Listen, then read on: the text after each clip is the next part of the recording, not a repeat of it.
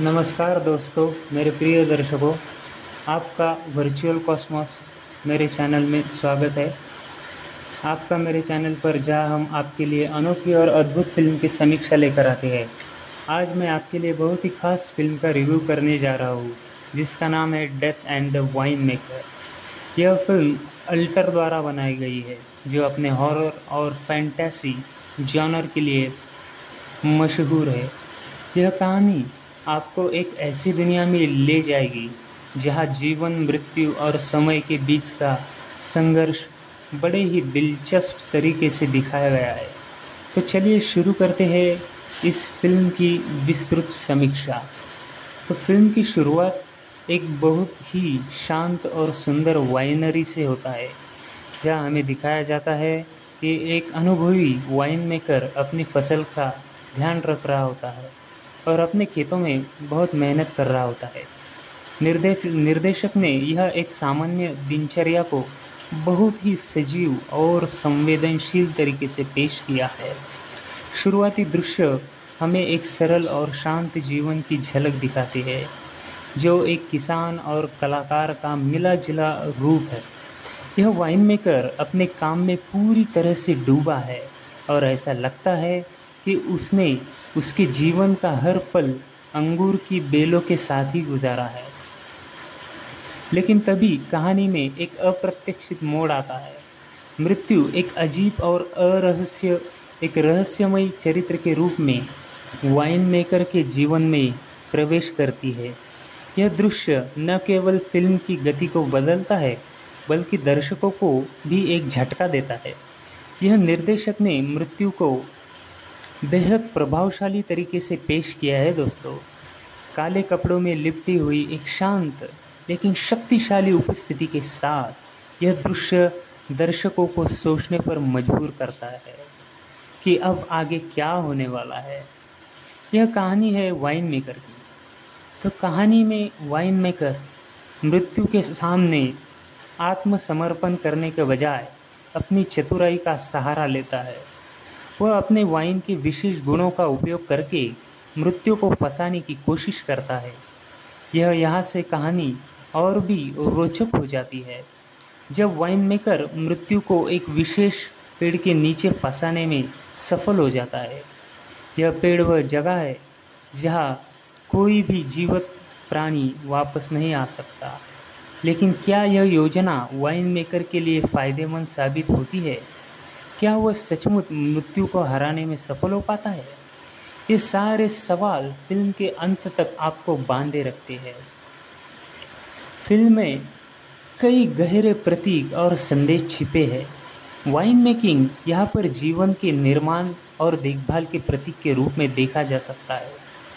वही मृत्यु एक अटल सच्चाई है, जिसे हम सभी को कभी न कभी स्वीकारना ही पड़ता है। फिल्म के माध्यम से निर्देशक हमें यह सोचने पर मजबूर करता है कि क्या हम सच में मृत्यु को मात दे सकते हैं, या यह हमारे जीवन का एक अभिन्न हिस्सा है। वाइन का प्रतीकात्मक अर्थ भी गहराई से जुड़ा है।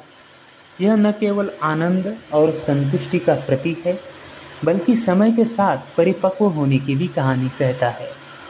वाइन मेकर का चरित्र गहराई और विरोधाभास से भरा हुआ है। वह एक ऐसा व्यक्ति है जो जीवन को पूरी तरह जीता है, लेकिन जैसे ही मृत्यु उसके सामने आती है, वह अपनी अंतिम सांस तक लड़ने के लिए तैयार हो जाता है। उसका जीवन के प्रति प्रेम और मृत्यु के प्रति भय उसे ऐसा करने के लिए प्रेरित करता है। मृत्यु का चरित्र दूसरी तरफ बेहद शांत और अडिग है। वह जानती है कि वह अपरिहार्य है और इसीलिए उसकी कोई जल्दबाजी नहीं है। यह टकराव दर्शकों के लिए बेहद दिलचस्प बन जाता है। फिल्म के एनिमेशन और विजुअल्स वास्तव में अद्वितीय है। निर्देशक ने रंगों और छवियों का बेहद कुशलता से उपयोग किया है, जिससे फिल्म की हर फ्रेम एक जीवित पेंटिंग की तरह दिखती है। अंगूर की बेलों की हर हरकत, मृत्यु की हर छाया और वाइन मेकर के चेहरे की हर झलक, यह सब कुछ फिल्म के माहौल को और भी रहस्यमय और सम्मोहक बनाता है। फिल्म का संगीत और साउंड डिजाइनिंग भी तारीफ़ काबिल है। बैकग्राउंड स्कोर कहानी के साथ पूरी तरह मेल खाता है और हर दृश्य को और भी प्रभावी बनाता है। कभी कभी संगीत रहस्यमयता को बढ़ाता है, तो कभी कभी यह उदासी और विषाद को उभारता है। साउंड इफ़ेक्ट्स भी कहानी की गहराई को बढ़ाता है, जैसे मृत्यु के कदमों की आवाज़ या वाइन की बोतल से गिरते हुए बूंदों की ध्वनि। ये सब मिलकर एक अद्भुत अनुभव पैदा करते हैं। इस फिल्म का एक गहरा नैतिक संदेश भी है। यह हमें यह सिखाती है कि जीवन को महत्व देना चाहिए, लेकिन साथ ही मृत्यु को भी स्वीकारना चाहिए। वाइन मेकर की कहानी हमें यह बताती है कि चाहे हम कितनी भी कोशिश कर लें, मृत्यु से बचा नहीं जा सकता।